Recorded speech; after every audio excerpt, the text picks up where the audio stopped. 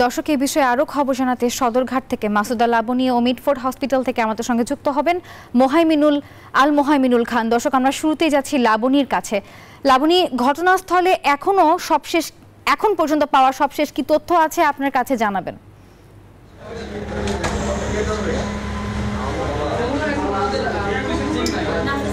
ঘটনাস্থল বলতে সদরঘাটে যেটি বরাবরের চিত্র থাকে, যদিও একটি দুর্ঘটনা ঘটেছিল, আসলে সেখানে এখন আর কেউ নেই এবং সবাই সবার মতোই নিজের আপনজনের সাথে ঈদ করতে যাচ্ছেন। আমি এখন আছি সদরঘাটে। এখানে বিআইডব্লিউটি এর যারা আছেন, তারা যারা নিহত হয়েছেন তাদের পরিবারের মহোদয়টি যেন নিয়ে যেতে পারেন সেজন্য আর্থিক সহযোগিতা দেওয়া হচ্ছে। এবং আমি পুরো বিষয়টির জন্য বিআইডব্লিউটি এর পরিচালক আরিফ উদ্দিন আছে, তার কাছে একটু যাব।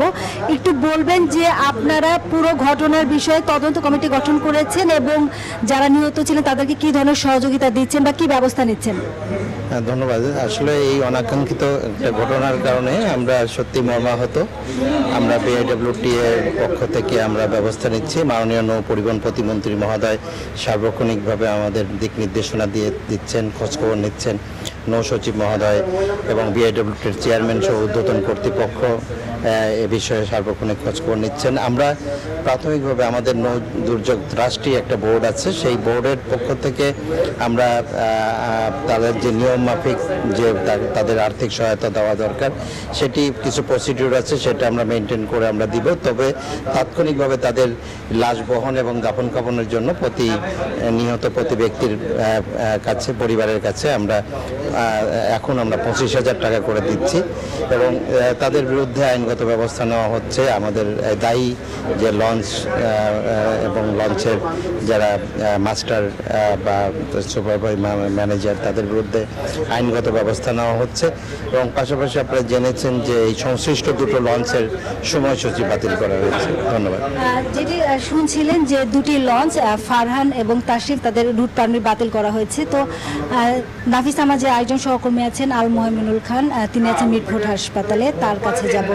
মোহাইমিনুল, আপনি তো হাসপাতালে আছেন, সেখানে স্বজনরা এসেছেন কিনা বা সবশেষ কি তথ্য আছে আপনার কাছে? বিকাশে কম খরচে ক্যাশ আউটের লিমিট বেড়ে 50,000, প্রিয় এজেন্টও 2টা।